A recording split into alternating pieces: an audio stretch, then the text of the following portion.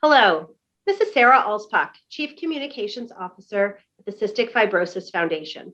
I'm joined today with Dr. Al Farrow, Vice President of Clinical Affairs and lead of the lung transplant program here at the Foundation. Dr. Farrow will provide us with an update on new data around COVID-19 vaccines and solid organ transplant patients. Dr. Farrow, what can you tell us about this new study? Thanks, Sarah.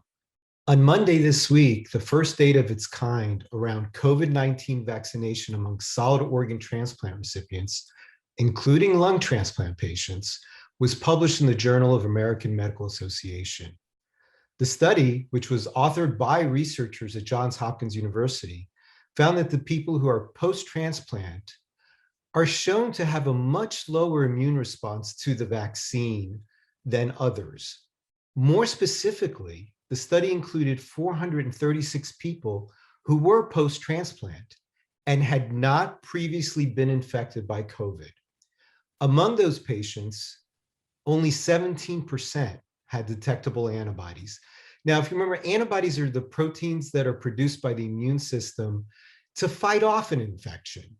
So only 17% had antibodies to COVID-19 after having received the first dose of either the Pfizer, BioNTech, or the Moderna mRNA COVID-19 vaccines. This is in stark contrast to the general population, where 100% of people were shown to have some detectable antibodies after receiving even their first dose of either vaccine. Importantly, these data indicate that people who are post-transplant and have received the vaccine may not be as protected as others, remain at higher risk for COVID-19 despite vaccination, and need to continue to take precautions. Thanks, Al. That's certainly really important information for the transplant community. Is there any more information about the patients in the study and any differences in how they responded to the vaccine? That's a great question. The findings from the study were not consistent across all patient groups. Those who are on certain types of immunosuppressive medications, these are called antimetabolites, such as mycophenolate, which is also known as Cellcept, or azathioprine, which is also known as Imuran, were about 5 times less likely to develop antibody responses, which indicates that level of protection in your body. The higher, the better. Older recipients, those over 40, and especially those over 60 years of age, were less likely to develop an antibody response. And then when you look at organs specifically, lungs were the least likely to mount a response, most likely due to the immunosuppression that lung transplant recipients typically take. So, what does this mean for the CF transplant community? Should they follow the recent CDC guidance about what fully vaccinated people can do? And I'm thinking particularly about the guidance around visiting with unvaccinated individuals from single households who may not be at high risk for COVID-19 infection. Sarah, it pains me to say this, but the answer is no. Now, in fact, the CDC did issue guidance that, quote, people should discuss with their provider if they have questions about their individual situation, such as immunocompromising conditions, end quote. But it's buried in the guidance text, and it hasn't received any media attention.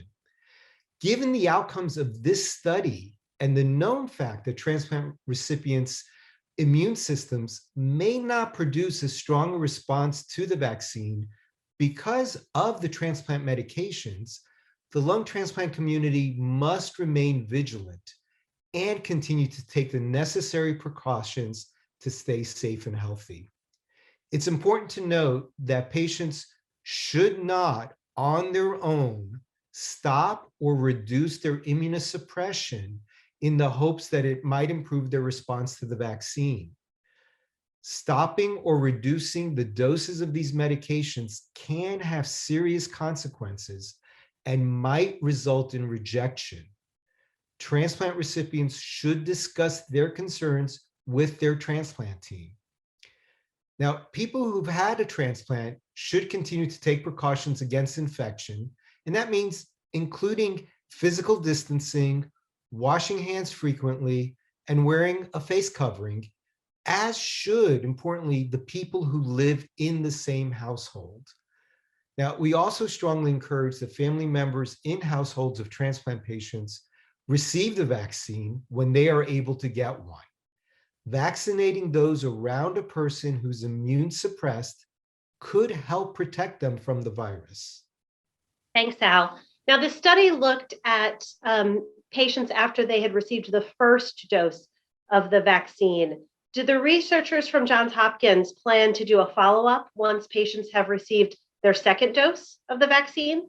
The study is ongoing, and the authors indicated that they will have data from the second dose, as well as additional studies of other immune cells, T cells, and B cell responses, which can indicate that a person has some level of immunity, even when antibodies are not detectable.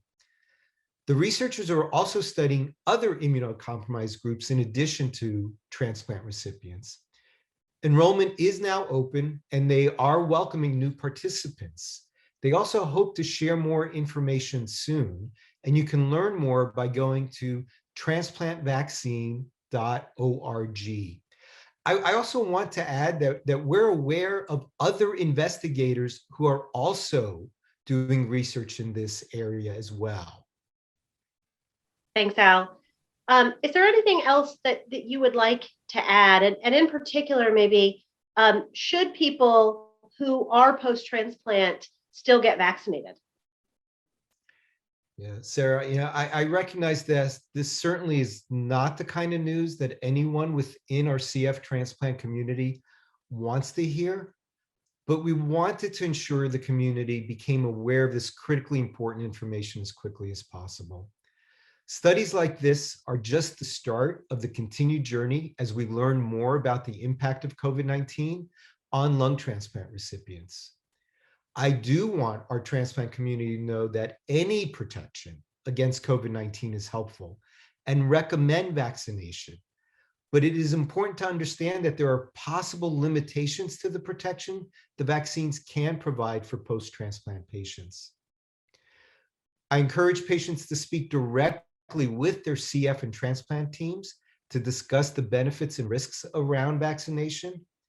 And if I can offer just a slight ray of hope, I would say to please try and keep the faith. We are watching this very closely, and we will keep everyone updated as soon as we learn more. There's still so much we don't know, such as what the response might be after a second dose, nor what future studies might show. For an example, it wouldn't be far-fetched to consider studying if transplant patients might benefit from additional boosters, or studying what the clinical effectiveness of the vaccine is in preventing serious disease in the population of immunocompromised individuals. In the meantime, the CF Foundation is here to help support you in any way we can. I also encourage you to reach out to your CF care and transplant teams to talk through this data and guide you as vaccination rollout continues. Thank you, Al, so much for this information. And thank you all for tuning in for this update. As Dr. Farrow mentioned, there's much more that we still need to learn about transplantation and COVID-19 vaccines. While we don't have all the answers, we will continue to keep you posted on information as we become aware, and we encourage you to continue to check cff.org for the latest information from the CF Foundation on the COVID-19 pandemic.